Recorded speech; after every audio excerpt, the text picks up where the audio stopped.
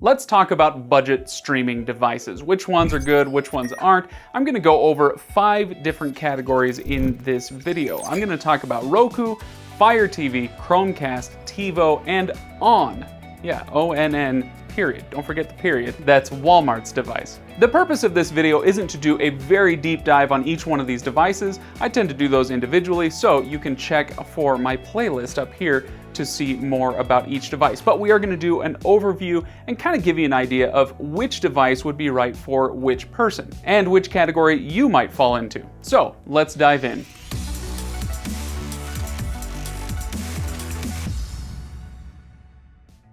Thanks for watching today, everybody. Don't forget to like and subscribe if you enjoy this video, if it's helpful to you. And also come around on Fridays at 2 p.m. Eastern. I'm here on the channel for live streams, so you can come in and hash out some of the details on subjects like this with me in person. Would love to see you there. So first things first, how are we defining a budget streaming device? Well, it's very simple. I have one criterion, and that is it needs to be $50 or less. There are other devices out there that are more expensive. You got the Apple TV 4K, the Roku Ultra, the Nvidia Shield, lots of premium devices out there, but I wanted to keep it to budget stuff for this video so that those who are out to not break the bank, I mean, hey, that's why you're cutting the cord in the first place, right? Can find devices that will fit their budget and their needs. So let's get started with Roku. So I'm starting with Roku because it's the most obvious, and it's kind of the most obvious for a reason. If you're looking for a streaming device, Roku should be probably the first place you look, and then we branch out from there to see if something else fits your needs a little bit better. But Roku comes with a bunch of different devices, from the mega budget devices all the way up to the Roku Ultra, which is a premium device that's actually really, really nice. But sticking with the budget ones, you've got a few different options. I'm gonna keep it simple and talk about 2. First of all is the Roku Express 4K. I think it's the Roku Express 4K Plus, whatever. Now, like I said, there are other devices. You could get the regular Roku Express, but I really wouldn't recommend that. The thing about these devices and the tiers that they come in is that you don't want to go the very cheapest unless you absolutely have to. If your budget only allows you to spend 20 or 25 bucks on a streaming device, then those are there for you, and they're okay. But as soon as you get up just a little bit further, you're going to get much, much better performance. So the Roku Express 4K Plus, Plus, allows you to stream in 4K like it says, and HDR. It also gives you a remote with voice control options, and so it's just got a little bit more of the bells and whistles. But what's on the inside is very important. Not only does it allow you to stream in 4K, but the performance of it is going to be a little bit better than the very bottom of the barrel Roku Express. So as you're clicking through menus, as you're trying to type in email addresses and passwords, that performance is going to matter. Whether you're getting a 1/4 second of a delay every time you click the button, or a 1/2 second or 3/4 of a second delay, it may not sound like much, but in your day-to-day usage, as you've got that remote glued to your hand and you're watching TV, it's gonna drive you a little bit crazy after a while. So that's the Roku Express versus the Roku Express 4K Plus, but what about the Streaming Stick Plus? This is actually the Roku device that I recommend most often. It usually retails for around 40 bucks. Sometimes it goes up to 50, sometimes it goes all the way down to 30. But yeah, usually it's around 40 bucks. And it is very, very nice compared to the other 2 devices. It's much quicker, much more responsive, and you do get a few more bells and whistles. And it's much, much easier to hide, right? It's a stick. It goes right behind your TV, which also brings up something that people may not often think about.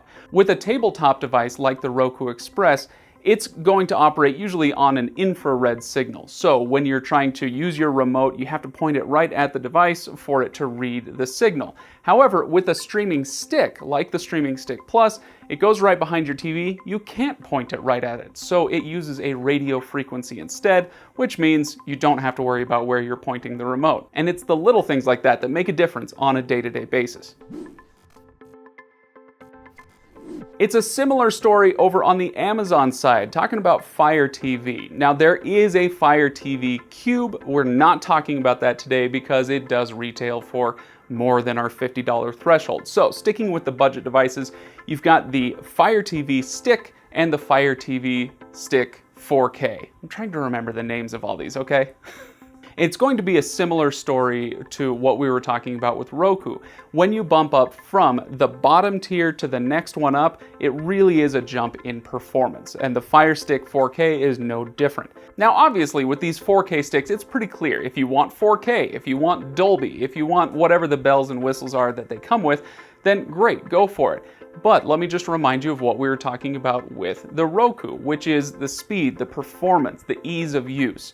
And so when it comes to the Fire Stick 4K, it usually only retails for $5, maybe $10 more than the regular Fire Stick, but the performance on it is so much better that as far as I'm concerned, it's easily worth that extra $5 or $10. Now, we should also bring up the Fire Stick Lite. This device is, well, it's just what it sounds like. It's a light version of the Fire Stick. I usually don't recommend it because they're shaving off a few extra dollars by taking away some of the features that you would find very nice, like voice control, like TV controls. So controlling the volume and the power of your TV from your Fire Stick remote. Very convenient. You may not want to give that up. It may be worth saving the $5 or $10 for you, but usually I would recommend doing what you can to bump yourself up to the Fire Stick 4K. Next up, we've got the Chromecast. And unlike previous years, there are now two versions of the Chromecast. You've got the old one, which you can still purchase. It usually runs for about $30. And the way this works is, essentially, you get no remote because your phone is the remote. So it works with Android, it works with iPhone, but you plug it into your TV and then you can cast things from your phone to your TV. So you download something like Netflix onto your phone, you pull up the title, and then you tell it to throw it over to the Chromecast, which is hooked up to your TV. A lot of people love it as a solution, but I always thought it was lacking something, namely a remote. So the new Chromecast has a remote, it has an interface, it operates a lot like the other streaming devices now, but the thing is, it does it just a little bit better in my opinion. The new Chromecast retails for $50, which is going to be the most expensive thing on our list today. However, in my opinion, you often get what you pay for, right? So with the new Chromecast, you're getting a better interface, you're getting a remote, you're getting a very slick, fast system with excellent recommendations. So if you're somebody who always has trouble figuring out what to watch, the new Chromecast is your best friend. It has excellent recommendations, plus it pulls all of your continue watching tabs from different apps like Netflix, like Disney Plus, like HBO Max, pulls them all into one place so that you can see, without skipping around from app to app, what it is that you've been watching for the last day or week or month, and so you can kind of catch up on that. It makes it much, much easier. I really like this device. Next up is the Tivo Stream 4K. I did a full review of the Tivo Stream 4K when it came out. Frankly, I was blown away. I really liked it. It's an Android TV box that plugs into the back of your TV on a little dongle kind of thing. At first glance, there's not much remarkable about it. It's an Android TV box that plugs into the back of your TV just like a Fire Stick or like a Chromecast. But the difference here is that Tivo went the extra mile and created an Android TV platform specific to themselves. And they tried to do some of the same things that I talked about with the Chromecast just a moment ago, like pulling in your continue watching lists into one centralized place. The only problem is, although Tivo did it first, they didn't necessarily do it best. I think the Chromecast does a much better job with centralizing all of your content. But the difference is that this is now going for much cheaper than the Chromecast. You can get this usually for about $35, give or take. The Chromecast, like I said, retails for $50, so if you're looking for a device that has a nice remote, a good interface, and isn't going to break your bank, then the Tivo Stream 4K, although I don't think it's as good as the Chromecast, is still a very good option.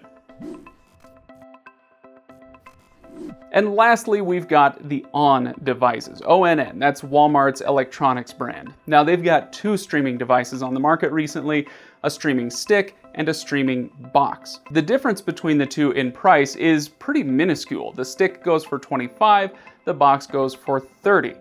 But considering it's $5 difference, the performance between the two is night and day. The box will allow you to do 4K. It's also much speedier, kind of like we were talking about before with the Roku or the Fire Stick devices.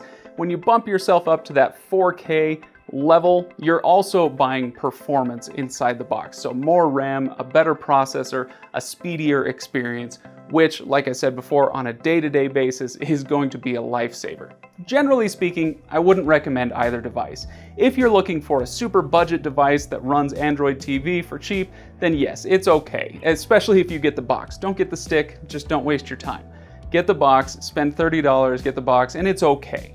But at that price point, I would probably send you over to Roku and get that Roku Express 4K Plus.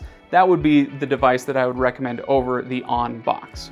Speaking of which, let's wrap this up with some recommendations. Now, like I said, I don't really recommend the Walmart ON boxes. If you're looking for an Android TV specific device, then I would probably point you sooner toward the Tivo Stream 4K. If you're somebody who's brand new to cord cutting, or maybe you're getting a gift for somebody who's brand new to it, then I would definitely recommend Roku. That is the best device for beginners because it's so simple. The layout is easy, it's a tiled layout, you don't have to figure out how to navigate it. You just think to yourself, I want to watch Netflix, and boom, there's the tile. You just go right to it. With the other devices, it gets a little bit more complicated with the interface. It probably won't take long to learn it for most people, but it still is a bit of a learning curve that you don't get with Roku. If you're a cord cutter with at least a little bit of experience under your belt, then I would definitely go for the new Chromecast. $50 is the most expensive thing on our list, but like I said before, you get what you pay for. I think it's absolutely fantastic for somebody who knows the ropes a little bit, knows their way around the streaming landscape. This is going to be the best way to pull everything from your streaming experience into one nice interface. At least that's my take. I want to hear what you have to say though, so you streaming veterans out there, let me know what your recommendations would be. Or if you're brand new to cord cutting, then ask any questions you've got. Either I'll go into the comments or somebody else will answer them for you. We're nice like that. And again, don't forget to join me on Fridays for our live streams. We can hash this topic out. We kind of talked about it a little bit last week, but I'm sure it won't be the last time. So join me on my Friday live streams, 2 p.m. Eastern time. Thank you so much for watching, everybody. Don't forget to like and subscribe. I'll see you next time.